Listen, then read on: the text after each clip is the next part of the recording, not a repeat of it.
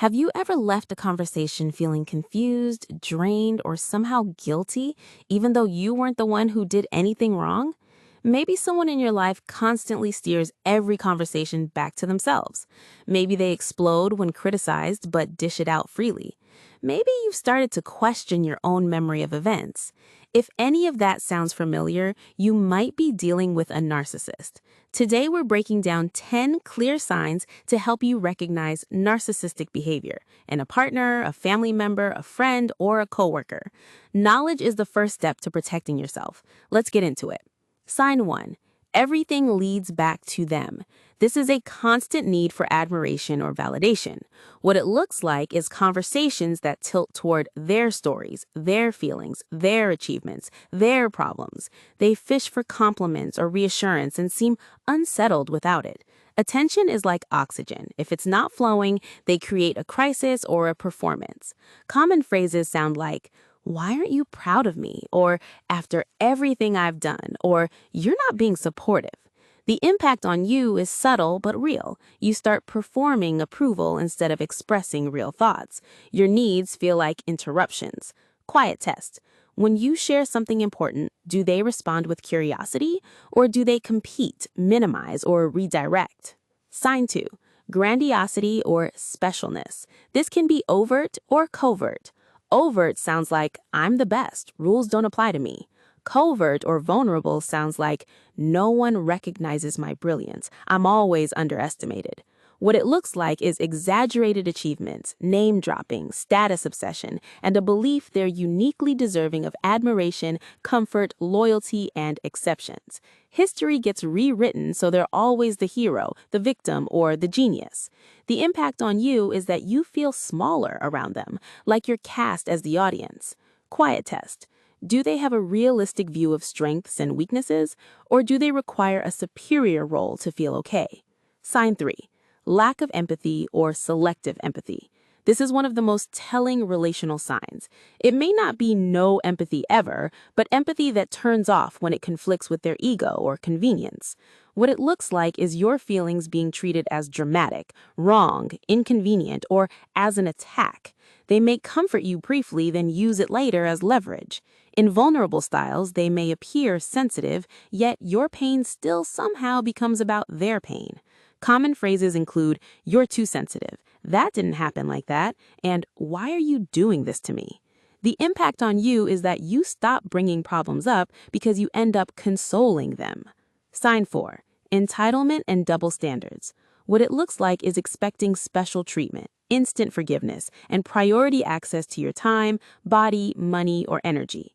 Rules apply to you, not them. They're shocked or offended by normal boundaries. They can yell, but you can't raise your voice. They can flirt, but you can't have friends. They can be late, but your lateness is disrespect. The impact on you is that you start living in a court system where you're always defending yourself. Sign 5. Boundary violations. In narcissistic dynamics, there's often a sense of ownership over you, your time, attention, appearance, choices, even opinions. What it looks like is being pushy about access to your phone, social media, location, or privacy. Boundaries are punished with sulking, rage, silent treatment, or accusations. Demeaning jokes are brushed off as humor, and you're called uptight for objecting.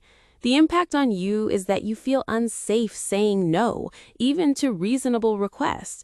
You pre-compromise to avoid backlash. Quiet test. When you set a boundary calmly, do they respect it or do they punish you for having it? Sign 6. Manipulation tactics like gaslighting, guilt, obligation, and moving goalposts. Gaslighting is especially destabilizing. It's denying your reality until you doubt your memory, judgment, or sanity. What it looks like is, "I never said that," or "You're imagining things." You meet one demand and a new demand appears. Other tactics include guilt tripping, emotional blackmail, and triangulation, pulling in exes, friends, family, or what other people think. The impact on you is that confusion becomes your baseline. You start collecting evidence for normal conversations. Sign 7. No accountability. This includes blame shifting, rewriting history, and DARVO.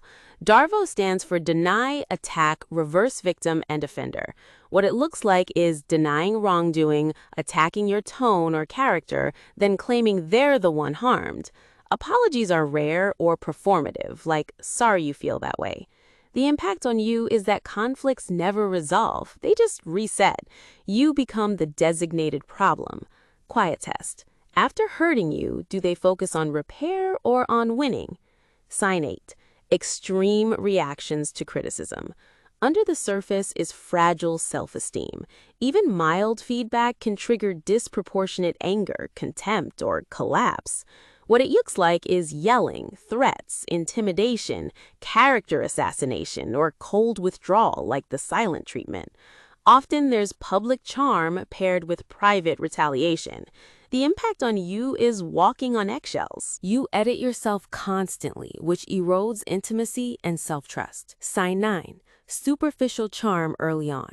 Many people describe a honeymoon phase that feels unusually intense, then confusing.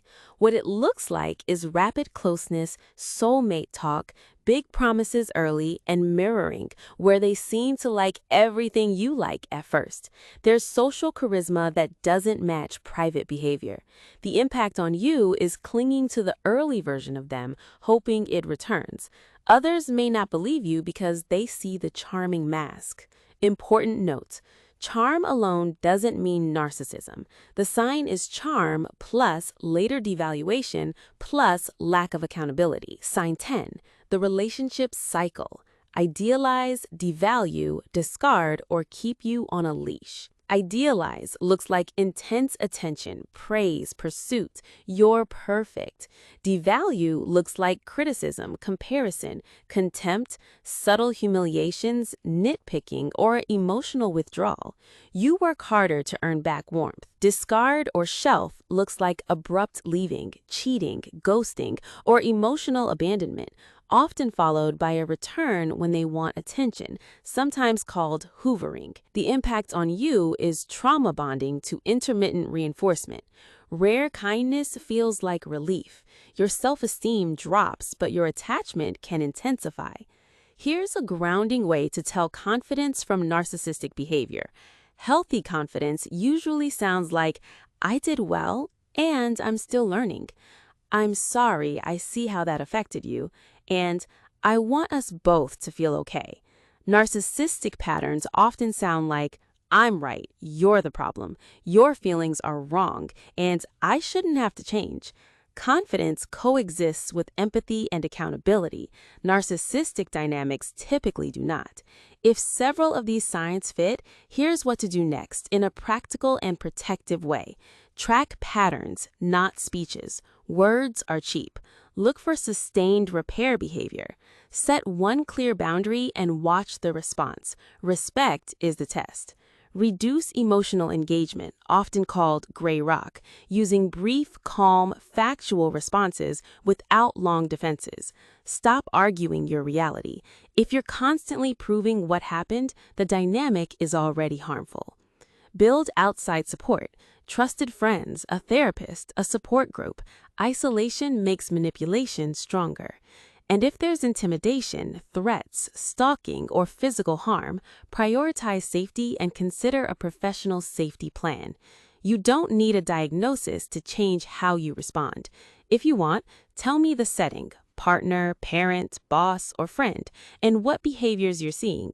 I can map these signs to that context and suggest specific boundaries or scripts that fit your situation.